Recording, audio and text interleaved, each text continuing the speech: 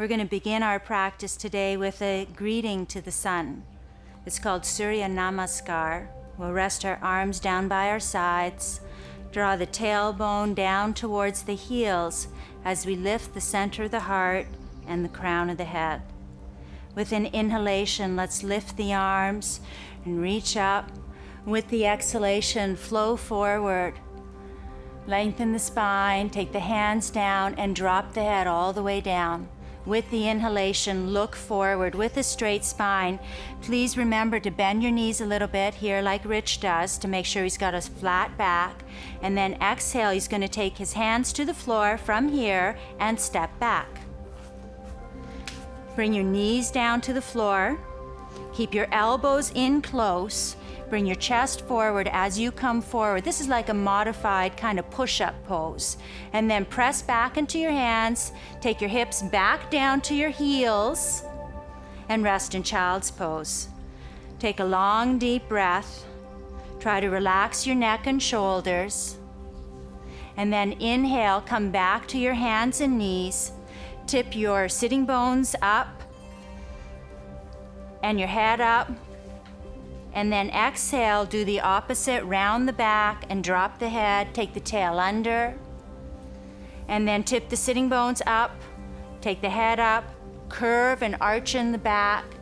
From this position, curl your toes under, lift your knees off the floor, take your hips up and then back. Drop your head. Roll your shoulders away from your ears. Tip your sitting bones up towards the ceiling.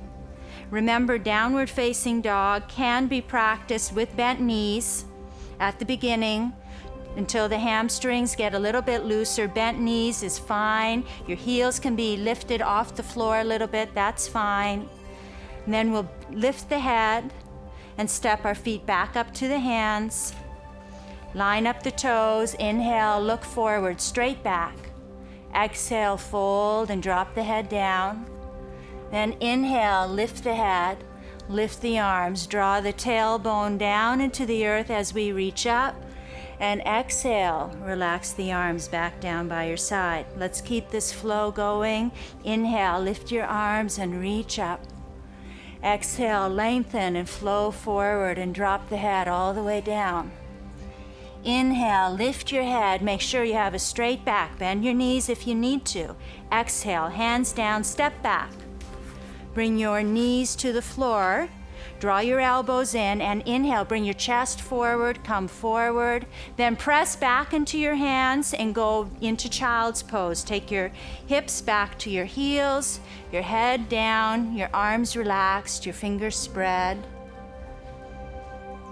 Then come back to your hands and knees.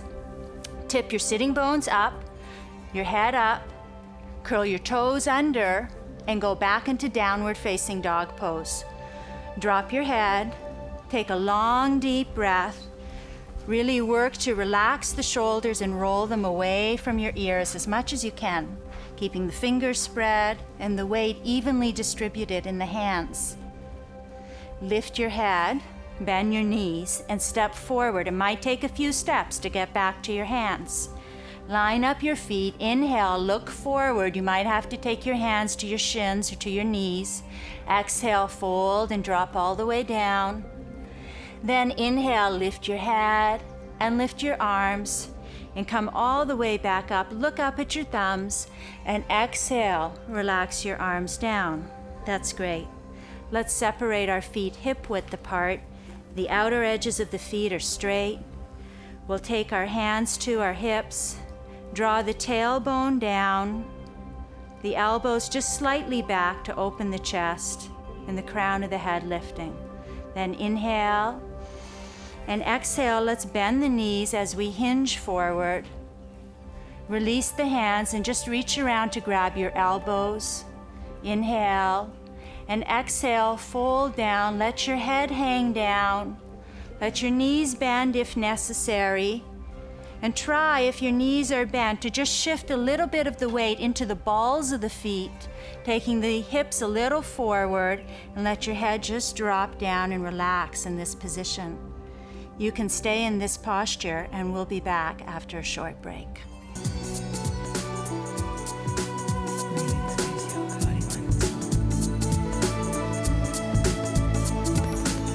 come back up to standing. Bring your feet together and bring your arms down by your side. This is called samastitihi, equal standing posture. Let's just feel the center of our beings right now, which is in the middle, midpoint between the navel and the pubic bone. So right in the center of the lower belly. The Japanese people call this area the hara. It's a major energy focal point in the body. And throughout our yoga practice, we'll keep bringing our attention back to the center of the lower belly. There are some muscles in the lower belly called the pelvic floor muscles. Some women who have ever been pregnant would know this exercise. It's referred to as Kegel exercise. It's the contraction, the toning of the pelvic floor muscles. One way to think about this is to think about what it feels like to be peeing and then holding it in. And this is what they teach pregnant women to do when they're pregnant, because this helps to keep the heavy baby that's weighing down on the pelvic floor lifting back up into the belly. It's a very important exercise when you're pregnant and also when you get older to keep those muscles in the lower belly toned. They'll also help you in your yoga practice, especially as we go up and down so many times in our practice. We want to support the lower back through the use of the inner belly muscles. Let's relax our arms down by our side. Inhale, lift the arms and reach up.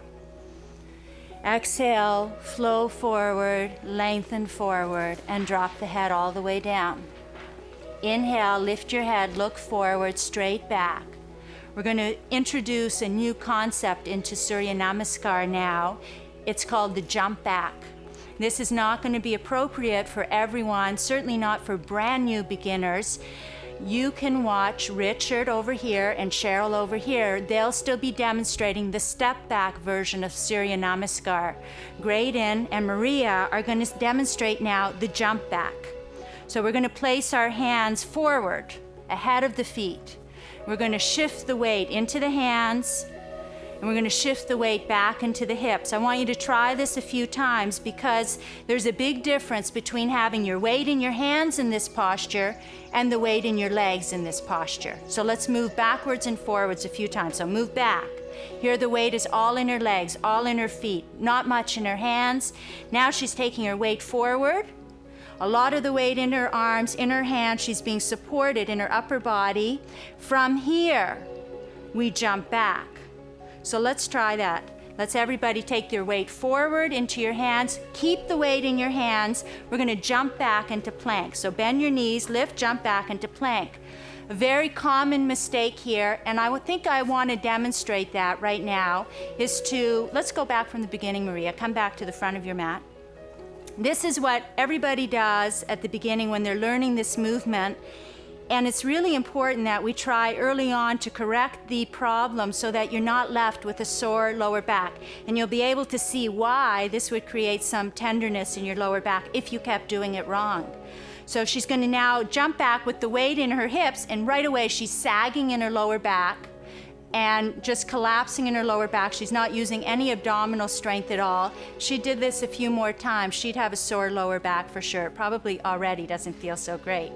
From here, she'll just go back into downward dog, hop forward, and then we'll all come back to our hands and we'll try that jump back again.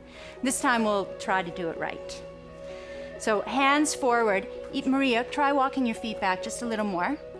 Try keeping your hands quite a bit forward, like 6 to 8 inches. It's easier that way. That way you'll be able to really feel the weight in your hands. We're going to jump back into plank. Richard and Cheryl are going to step back into plank. Okay, you're going to either hop or step back.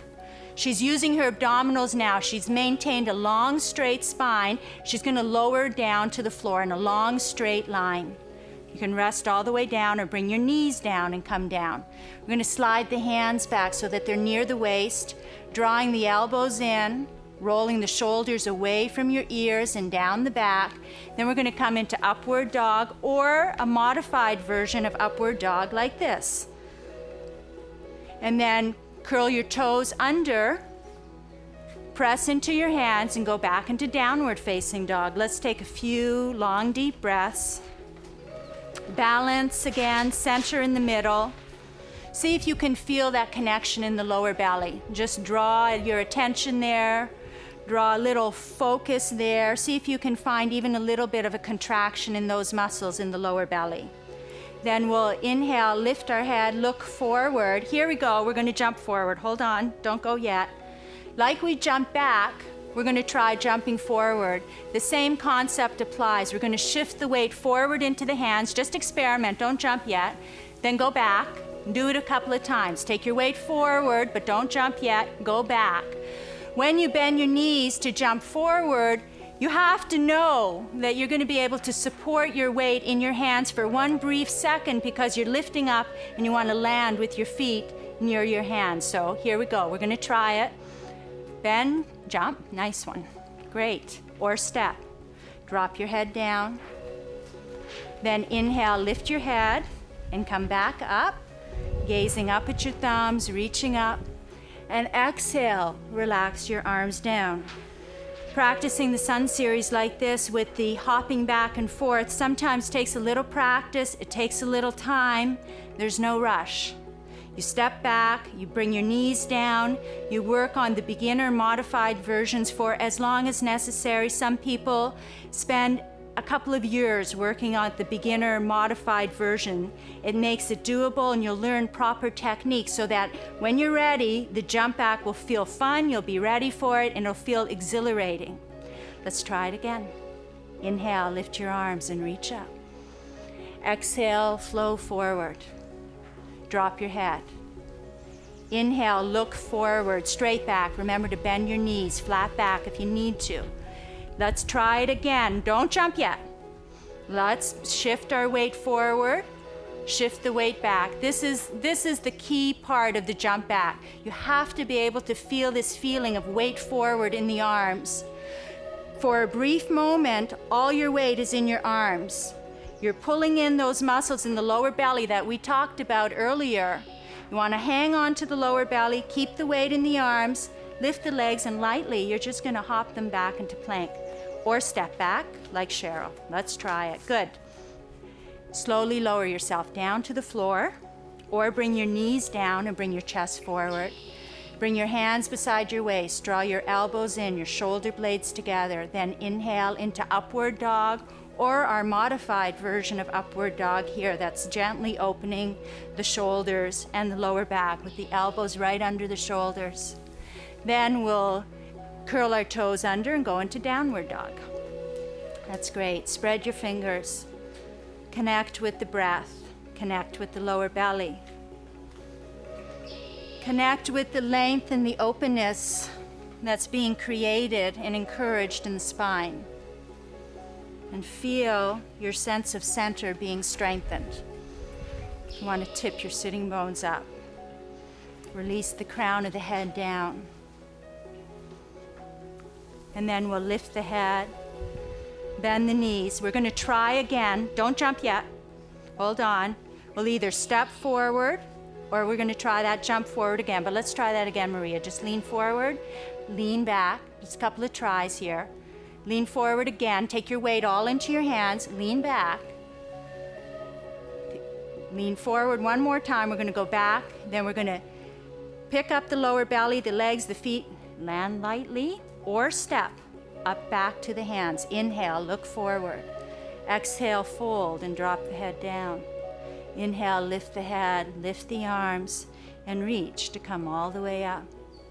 And exhale, let's relax the arms down. Inhale, lift the arms and reach up. Exhale, flow forward and drop the head all the way down. Inhale, lift the head, look forward, straight back, flat back. Exhale, weight forward, step or hop back. Lower yourself down. Come into upward facing dog pose. Inhale, shoulders back. And exhale, downward facing dog pose.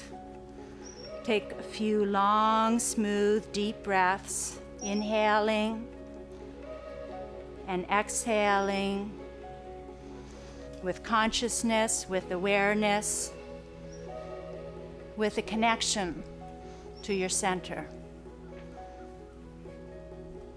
And we're going to look forward Again, you'll have two choices now. You can either step forward or you can hop forward, and you can try and experiment with either one and see which one works for you. So try either step or hop. Line up your feet.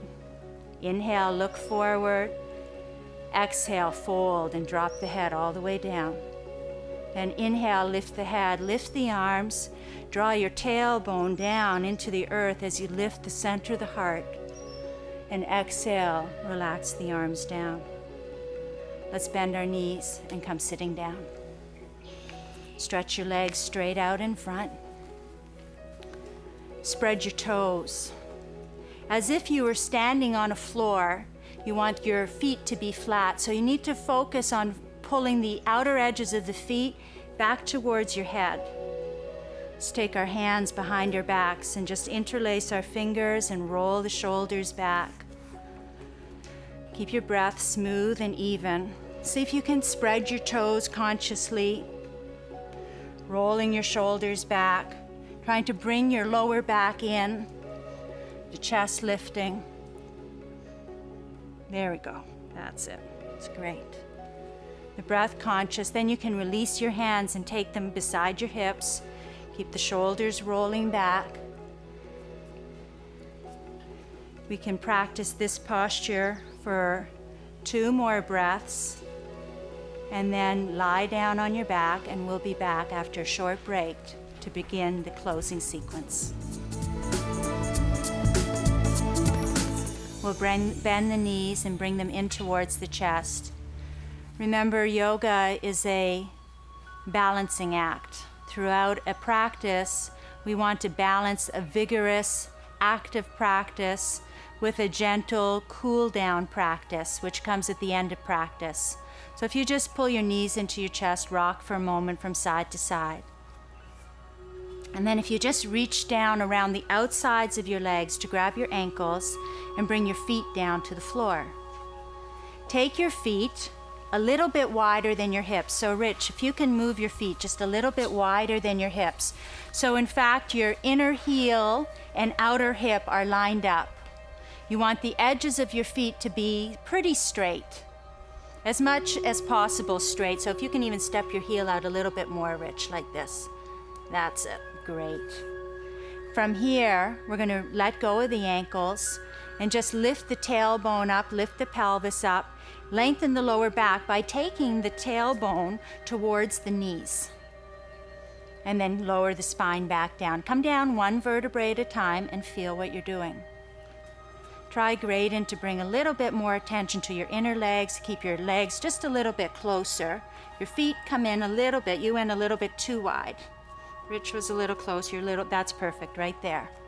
Let's try it again. Lift the pelvis up off the floor, take the tail towards the knees. So you're lengthening, you're flattening out the lower back, and then come down 1 vertebrae at a time. You have to use your abdominal muscles to lower down with that kind of control.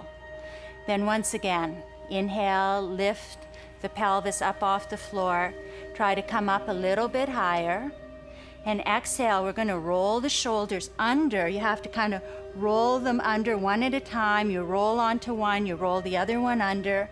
You're going to try to reach underneath to interlace your fingers. Keep moving your tailbone towards your knees. And try to lift up between the shoulder blades. This version of this posture may be too difficult for some people. I'm going to demonstrate and show you what to do if you're a beginner. So if we can come over here, and Cheryl's going to come down out of her posture. What you'll need at home, you may not have handy today, but maybe another day you'll get this set up. You'll need a folded blanket and a belt or a tie. You want to bring your head on the floor and the edges of your shoulders to the edge of your blanket. So if you can inch your way down towards your head, that way. So the edges of the shoulder and the edge of your blanket are in line. Same thing, she's going to do the exact same thing. She's going to lift her hips off the floor, take her tailbone towards her heels. I'm going to put a belt around her ankles so she has something to hold on to. This is really helpful for people who have tight shoulders and can't quite interlace the fingers under their back. She can still work to roll the shoulders under and open the chest, relax the neck, relax the throat, and breathe. And then we'll slowly bring ourselves down out of this posture. Again, try to do it one vertebrae at a time, using the abdominal muscles, slowly lowering down until the last part to come down is the tailbone. That's great. We can let go of your belt now. Great. Pull your knees in towards your chest. Just rock a little bit from side to side. That posture, it's called bridge pose, and it's wonderful to open the shoulders and the neck. We're going to bring our arms down by our side. We're going to bring our feet to the floor and slowly walk the feet away from the hips. We'd like to lie with our backs resting on the floor, the palms facing up. Take a few minutes now to rest, to recuperate, to feel rejuvenated.